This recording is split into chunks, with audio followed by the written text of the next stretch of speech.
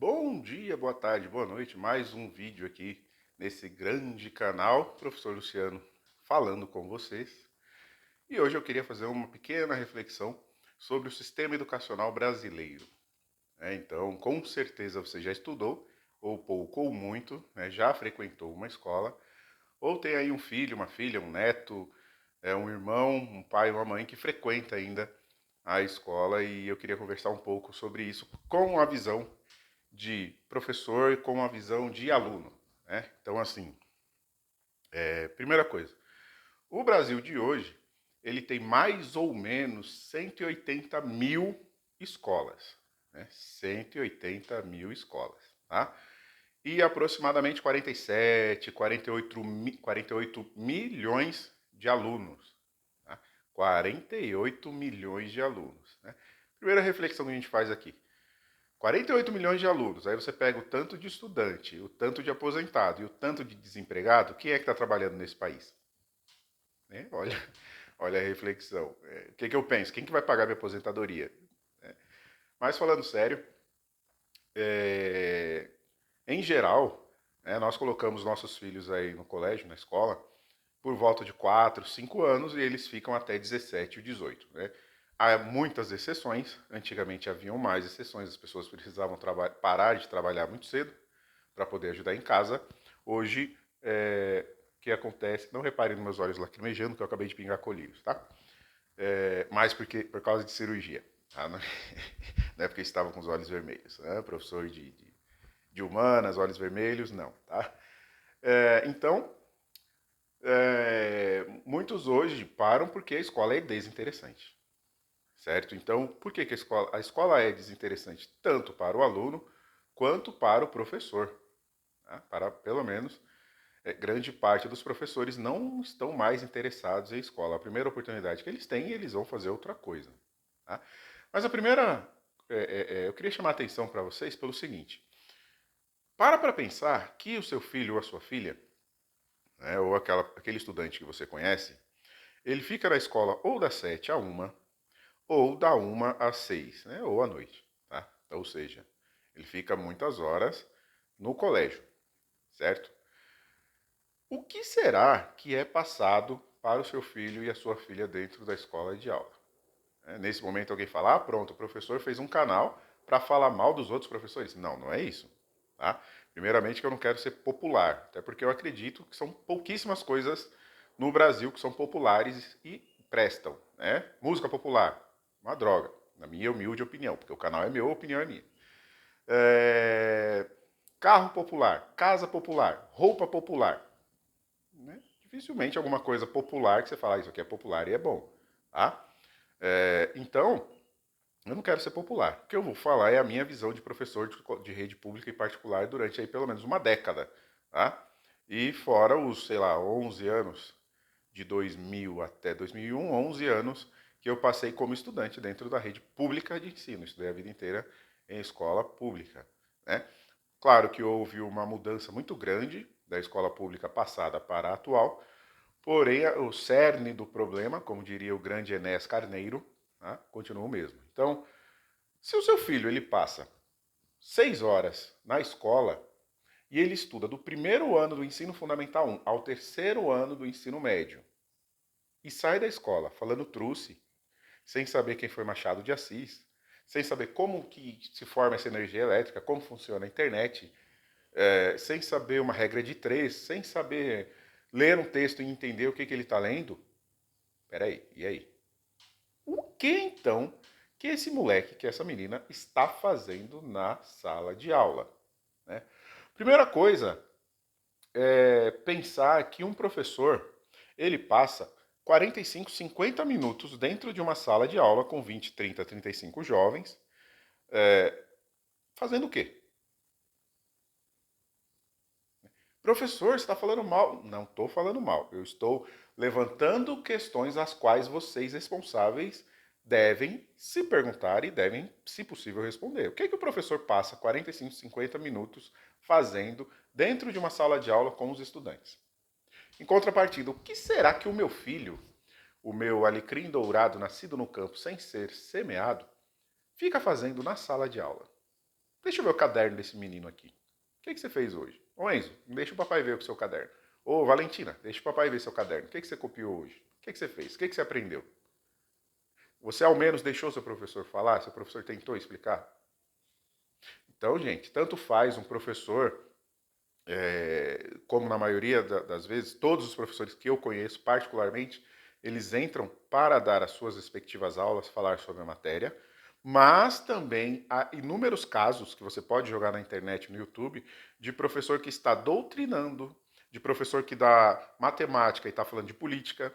Ah, professor, então você está falando que o professor de matemática não deve falar de política. Exatamente isso. O professor de ciências humanas, ele estudou para falar aquilo, certo? Então ele tem um conhecimento de causa. É óbvio que muitas vezes ele pode também usar esse conhecimento de causa para tentar manipular ou tentar passar uma coisa de uma perspectiva ou mais à esquerda ou mais à direita. Isso é óbvio, né? Agora, por que, que um professor de matemática, um professor de ciências, um professor de artes vai falar de artes ainda, né? Mas das ciências exatas vão falar de política? Será que é para isso que o seu filho tá, você paga para o seu filho estar na escola? Porque você precisa refletir que o aluno de escola pública também tem um custo, e esse custo sai do seu bolso. Né? Por quê? Porque no Brasil nós temos aí, não sei se é uma mania, né? Mas nós temos o costume de pagar duas vezes pelas coisas. Então você paga por toda a estrutura do colégio particular, público, e matricula o seu filho num colégio particular. Né? Você paga por toda a estrutura do SUS e paga convênio. Você paga por toda a estrutura da polícia e mora num condomínio fechado. Então, tudo a gente paga duas vezes. Qual é o sentido disso? Então, você coloca seu filho lá na escola no primeiro ano do ensino fundamental 1 e ele sai do ensino médio e você joga aí no Google agora, olha os números do IDEB. Né? O Brasil de 0 a 10 no ensino fundamental, ele está com nota 5,5, 5,7 de 0 a 10. Se fosse uma escola particular, é reprovado. A média geralmente é 6 ou 7. Tá? O ensino médio brasileiro, de 0 a 10, pelo IDEB, ele tem nota 4 ponto alguma coisa, 4,5, 4,5, 4,7, alguma coisa assim. Ou seja, conforme o seu filho, a sua filha, ele vai avançando na vida escolar, ele vai regredindo no aprendizado. Como que isso é possível? Aqui no estado de São Paulo, você sabe como é que funciona para ser um professor? Você, não sei se mudou agora, tá? Mas há pouquíssimo tempo você se matricula numa universidade, né, de história, de geografia, que seja, você faz 6 meses, depois de 6 meses você pega o seu documento, vai na delegacia de ensino, faz um registro lá, uma matrícula, chegando lá, ele pega RG, CPF, etc. Pronto. Você vai até uma escola, chega lá e fala, ó, vocês estão precisando de professor eventual? Eu sou fulano, eu sou professor eventual. A coordenação, a direção do colégio vai chegar, seja bem-vindo, professor, está aqui um canetão ou um giz, aquela ali é a sua sala, boa sorte. Quem é esse cara? Quem é essa mulher? Será que ele é um PhD em história? Será que ele é um grande conservador? Será que ele é um cara da esquerda, mas que tem ideias interessantes? Será que ele é um pedófilo? Será que ele é um psicopata? Pega um podcast aí da Ana Beatriz Barbosa, né, que é uma psiquiatra sensacional. Acho que é psiquiatra ou psicóloga. E você vai ver a porcentagem de psicopatas que nós temos na nossa sociedade. E aí? Quem é o professor ou a professora que está junto com seu filho? Você sabe quem é? De onde veio? Para onde vai? Quais são as ideias? Quais são os valores? Quais são os princípios?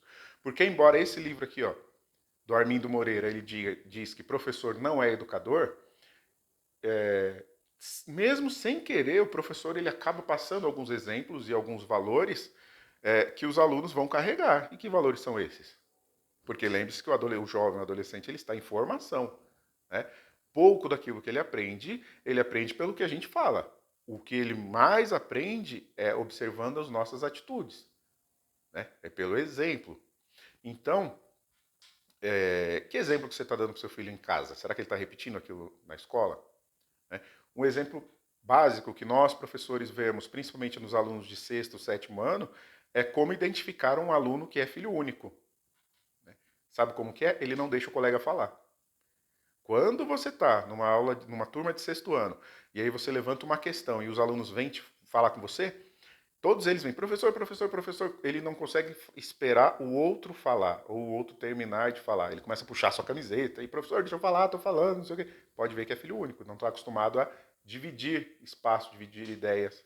Claro que aí cabe uma outra reflexão, mas você explicou para o seu filho como que é viver em sociedade? Você está preparando o seu filho para viver em sociedade?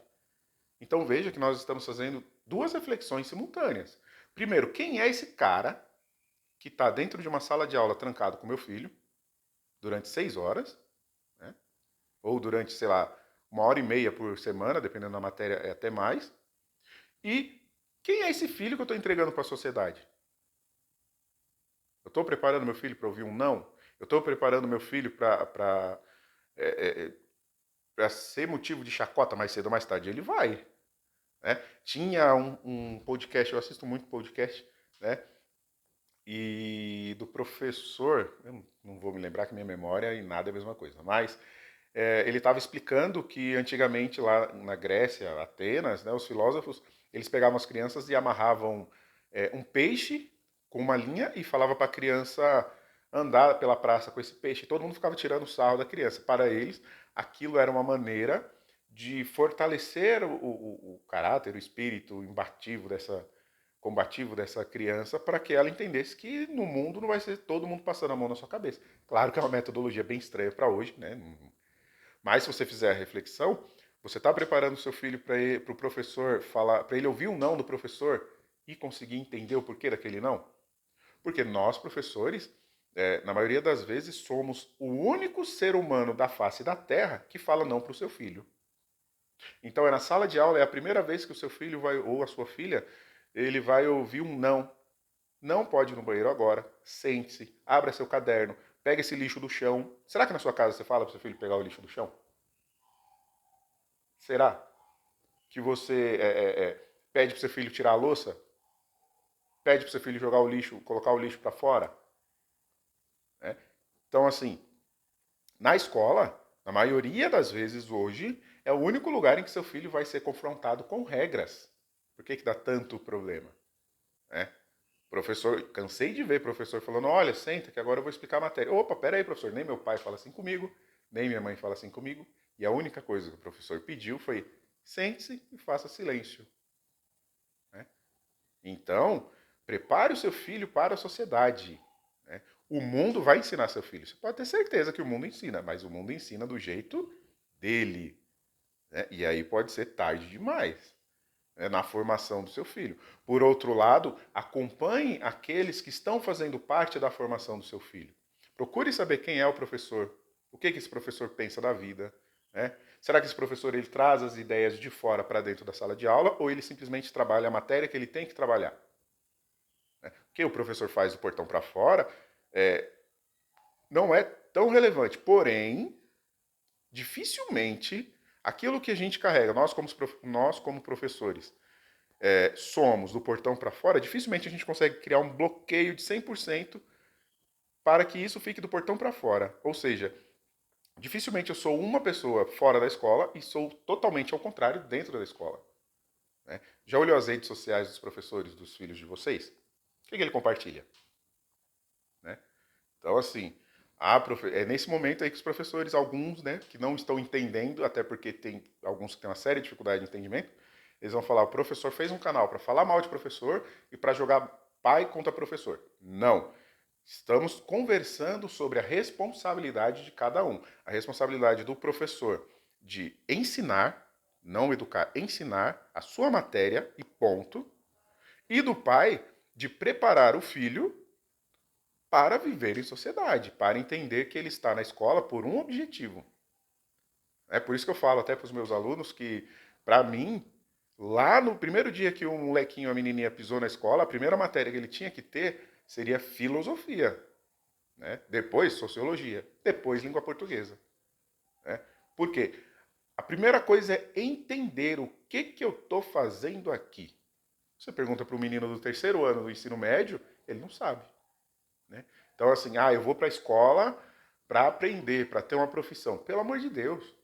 Pelo amor de Deus, você não precisa ir para a escola para ter uma profissão. Opa, professor, como assim? A maioria das profissões você aprende por repetição. né? Um mecânico. Se você tem o seu pai é mecânico, se você for para a oficina e ficar observando o seu pai trabalhar, você vai aprender. E se você buscar a excelência, né? Olha aí o maior mecânico do YouTube, né? O ADG, na minha opinião, que não vale muita coisa. Né? Veja a história de vida dele. Como é que ele aprendeu a ser mecânico? Então, a maioria das profissões você aprende por repetição. Você não vai para a escola simplesmente para aprender língua portuguesa, para aprender matemática, para aprender história. Não, você precisa ir para a escola para entender quem você é. Tem gente que morre de velho e não sabe quem é. Né? Então, tivemos uma palestra lá no colégio que eu leciono, muito legal, com um professor de filosofia, e ele fez a pergunta lá, quem é você? E aí fez toda uma reflexão, você não é seu nome, você não é o que você pensa, você não é não sei o quê, uma reflexão maravilhosa. Então a escola, ela precisa levar a reflexão. Ô meu amigo, se você acha que você está aqui para aprender essas matérias, pegar um diploma, ir para a faculdade, pegar um diploma, outro, né? E exercer uma profissão, é pouco, é muito pouco. Né? Como eu falei, é na escola que você vai aprender a cidadania, ouvir, falar, respeitar, ser respeitado, né? Entender qual é o sentido de tudo isso. Tem que ter um sentido de tudo isso. Né? Eu não posso estar aqui simplesmente para consumir, né? Simplesmente para postar dancinha no TikTok. Né? Posso fazê-lo? Posso, mas precisa ter um algo a mais nisso. Então a escola, a função da escola não pode ser só isso.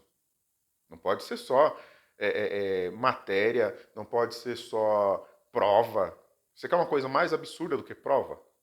Né? Eu, como profissional, como professor, eu sou contra prova. Eu acho prova uma bobagem. Né? Imagina você pegar um aluno que é excelente violonista, né? Toca violão muito bem, mas ele é péssimo em geografia. E aí, por ser péssimo em geografia, eu vou reprovar. Uai. Né? Então, você atrasa a vida do aluno durante um ano. Claro que, até esse adendo, você sabe como é que funciona no colégio público? Vou te falar. Você vai, se matricula em janeiro. Fez a matrícula? Esquece, pode ficar em casa. Você fica em casa o ano inteiro. Quando chegar em dezembro, você vai até a diretoria do seu colégio e fala assim: eu quero fazer um trabalho de compensação de falta. Eles vão te dar um calhamaço assim, para você responder. Trabalho, que você vai copiar e colar da internet, você entrega e passou de ano. E aí? Ah, professor, você está exagerando. É exatamente assim. A não ser que o Tarcísio mudou, porque esse ano eu estou fora da rede pública, infelizmente. Né? Mas assim, é isso. Né? Colégio particular. Como que faz para reprovar no colégio particular? Se você não tiver um bom colégio, num colégio que busca excelência, você não vai ser reprovado. Por quê? Porque o pai, ele tem a ideia de que o filho dele não é o aluno, o filho dele é um consumidor. Eu estou pagando o colégio, então o colégio tem a obrigação de passar meu filho. E o colégio passa. Né? Aquela reflexão que o professor Olavo de Carvalho faz, que é muito fez, né? Que é muito interessante, que ele diz que a faculdade pública é um caça-votos e a faculdade particular é um caça-níquel. E serve para a escola também. Uma onda de militontos que vão sendo formados e vão formando outra onda de militontos, tanto à direita quanto à esquerda. Certo? Então, só para fechar, para finalizar, para esse vídeo não ficar aí com 4 horas, primeira coisa, ajude o professor do seu filho. Converse com o professor do seu filho. Tá? Seja parceiro da escola. O que a escola está precisando? O que a gente pode fazer pela escola? Converse com a coordenação, converse com a direção. A escola, ela pertence à comunidade. Né? Eu sei que quando a gente passa e vê a escola fechada, com um grade, com um muro, com não sei o que, dá a impressão de ser uma cadeia, de ser um é uma coisa que nos causa ojeriza, né? Vamos ficar longe. E não, a escola pertence à comunidade. Então faça parte dessa comunidade, da comunidade escolar. Ajude o professor, conheça o professor, né? Pergunte o que o professor precisa. Professor, como é que eu posso te ajudar? Né? Você, professor, entenda a sua responsabilidade. Eu sei que você tem uma visão de mundo, né? Mas o seu aluno não é obrigado a compartilhar a mesma visão de mundo que você. Né? E você, que é aluno, entenda e busque um propósito. Né? Converse com seu professor. Né? Tenha aquela liberdade de chegar ao professor e falar: professor, posso falar com você? Chama de canto. Ó, professor. É o que eu falo todo começo de aula, começo de ano e começo de aula. Me chama e fala, professor, você está falando muito rápido, você está falando muito devagar, gostaria que você anotasse mais na lousa, gostaria que você escrevesse menos na lousa, gosto de aula. Converse com o seu professor. Professor, eu não estou entendendo nada dessa matéria aí. Ah, fiz essas anotações tal, mas tem alguma coisa que você possa me indicar e tal? Né? Chega em casa, pai, mãe, ó o que eu fiz hoje na escola. O professor falou isso, isso e isso. Né? Porque no final, quem vai segurar o seu BO não é seu professor, não é seu amigo, não é seu coordenador, não é sua diretora. Quem vai segurar o BO é seu pai e sua mãe. Quem vai segurar o seu filho mal formado ou deformado, no sentido acadêmico da coisa, é você, pai, é você, mãe, é você responsável. Certo? Então, o que é essa instituição escola? O que é educação? Comecem a fazer essas reflexões, porque nós estamos chegando aí, já chegamos, né, há algum tempo, em tempos sombrios. Né? Você consegue ver um bom futuro daqui para frente? Consegue ter esperança num Brasil melhor? Né? Eu, desde 15 de novembro de 1889, eu não tenho a menor esperança num Brasil melhor. Pretendo fazer uma reflexão sobre isso. Tá? Mas a partir do momento em que pai, escola, aluno, professor entram em sintonia, vocês vão ver resultados positivos. Porque a mudança ela precisa ser de baixo para cima. Porque se a gente esperar a mudança de cima para baixo, esquece, só o Armagedon. Fechou? Até mais, tamo junto, é nóis, até a próxima.